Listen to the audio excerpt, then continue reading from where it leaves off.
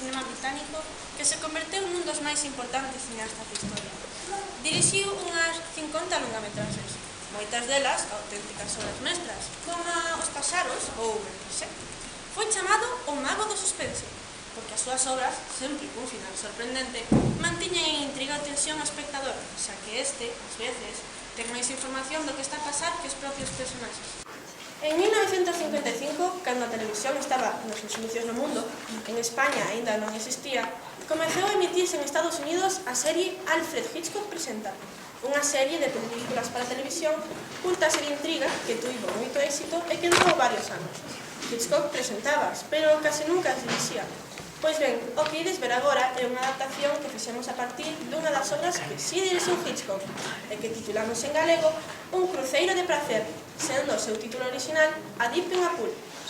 O relato está inspirado nun conto do escritor Roald Dahl, que moitos de vós coñeceredes, xa que foi o autor de obras como Matilda ou Charlie a fábrica de chocolate. Agardamos que vos guste. Moitas grazas.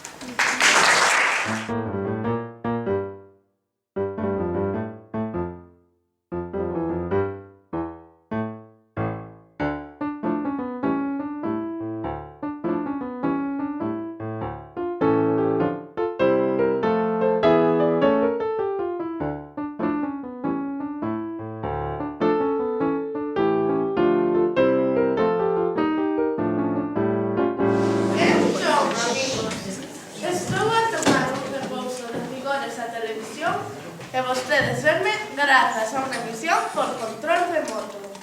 Non obstante, atopo as vacacións bastante esgotadoras. Non se pode xogar a petanca estando na tumbona boca abaixo. Teño entendido que na miña ausencia poderán ver unha obra baseada nun cruceiro de prazer. Dito isto, devolvo a conexión aos nosos estudios.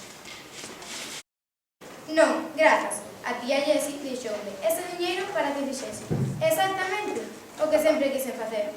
Vas a estragar eses 4.000 dólares en cultura e ninguén o vai notar. Con iso podería mercar un descapotable. Ves? Ese é o teu gran problema. Se non se pode beber, levar ou conducir, xa pensas que non ten valor.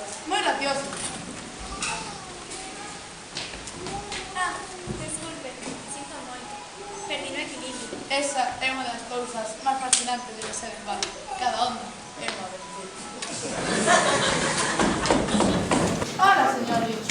Boas noites, Botwood. A miña dona estás a vestir. A mía tamén. Temos tempo para tomar na copa un martini? Só ben, pero desta volta comido eu. Camareiro, 2 martini. Máis secos. Se decidiron cocher a súa itinerario? Non, sei que imos ambular un pouco de aquí para lá, evitando esos sitios turísticos tan típicos. Son desesperantes, están cheos de xente. Sí que sei. Están cheos deses turistas famintos de cultura. É a primeira vez que viaxo estranxeiro? É a primeira vez que viaxo en barco. O avión é máis lixeiro, pero non tan agradable. Xa. Vaya, imos ter unha noite de cans. Habrá que facerse o movimento. A mí non me importa. Há moito máis balanceo na costa de Long Island. É aficionado a vela?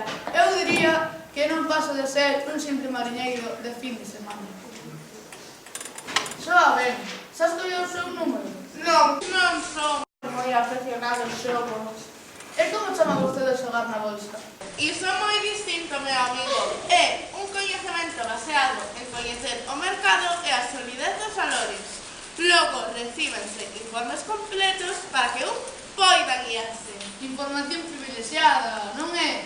Chámeo como queira, pero a poxa do barco é un xogo de adivinhas. Hola, querida. Coñeces a Botibol? Hola, señor Botibol. Hola, señora Lynchwood. Permítame decirle que esta noite está moi delita. Imos bailar. Vale. Podes saber que ves nese home tan pailán? Botibol non é tan malo, só o intenta. Pois eu diría que o conseguiu. É un pouco petular, pois en pequenas dosis resulta durable.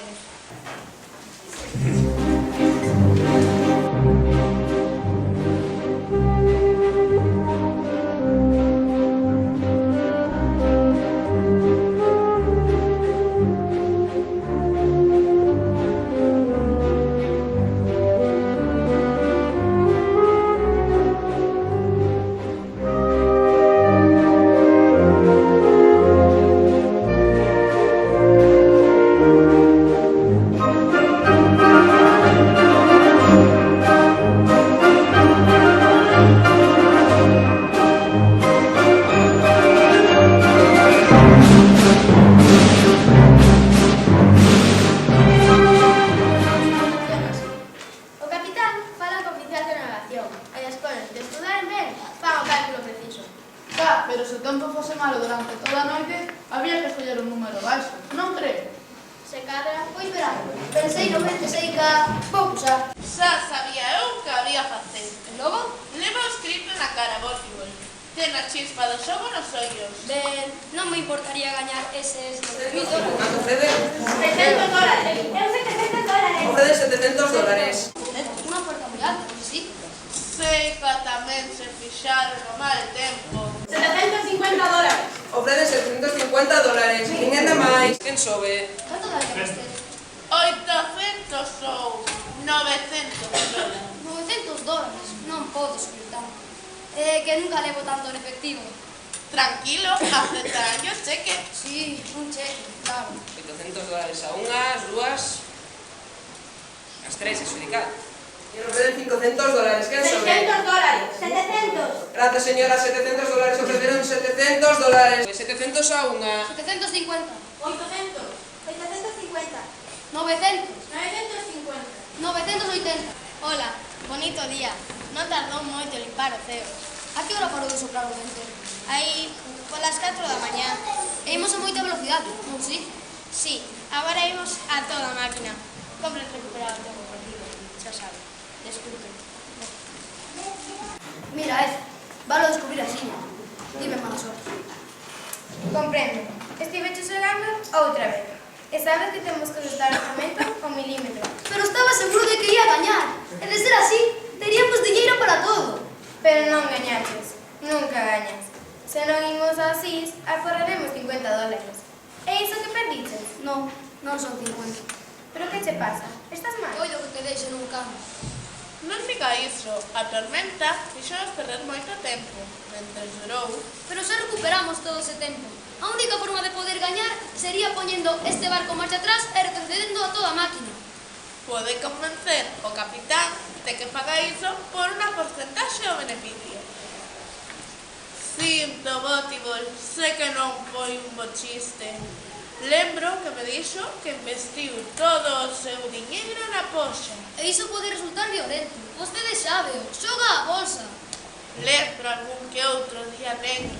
Entón vostede é o home que mellor pode asesorarme. Todo o mundo fai malas operacións. Eu tamén fixen malos cálculos. E como lle deu a mala nova a súa muller? Nunca lle dixen, e máis soubo que as cosas ian mal. Pero no meu caso, iso non serve. Apenas me queda diñeiro para que outro barco nos leve de volta a casa. De veras? Sinto moito en iso, Botibol. Ben, ainda son as 9. Pode pasar algo nas 3 próximas horas. Por exemplo, Problemas nos motores ou máis tempo. Algo que nos faga caer a moto e nos ralentice. Agora, se me disculpan, teño que marchar. Hasta logo.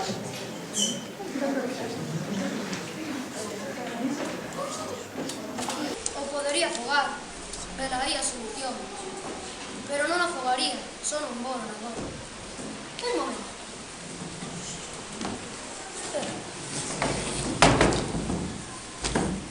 Podería manterme abollando ata que me viñesen recoller. Terían que parar o barco, botar agua en bote salvavidas, chegar onde a min e voltar ao barco. Enredarían polo menos 1 hora a facelo. E iso reduciría 30 millas o trayecto do día. Téñome que asegurar de que alguén me vexa caer a auga. Ten que ser alguén con boa vista e bo oído.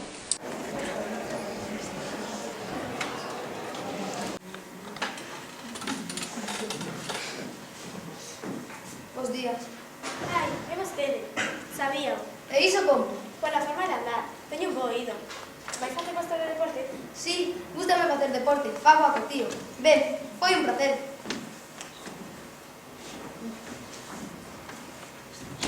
Bo oído e vista aceptable.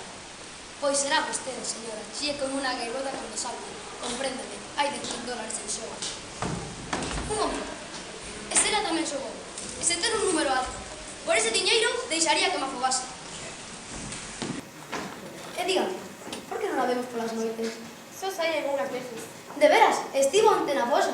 En que posa? Xa sabe, as apostas que se fan sobre o traxecto percorrido no salón do barco. Non tiña nin idea. Véndome bastante cedo. Ah, gracias, pois foi un placer. Logo, vou seguir facendo exercicio.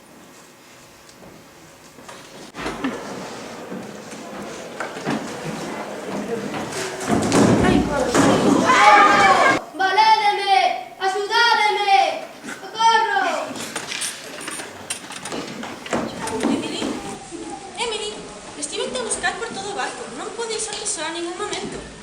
Un home acaba de saltar pola borda, vestido. Non digas parvadas. Dicía que quería facer exercicio e saltou. Que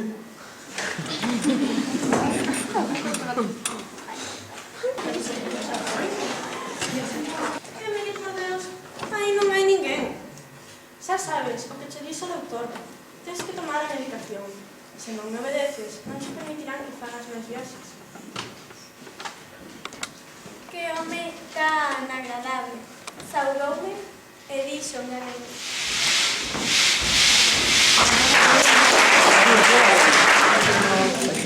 Gustaría saber que a nosa historia tivo un final feliz. O barco retrasouse por culpas motores, así que o señor Botibol cañou a poxa. Por desgraza, el non estivo ali para gozar do diñeiro, pero a súa dona e seu segundo marido pasaron de maravilla con el.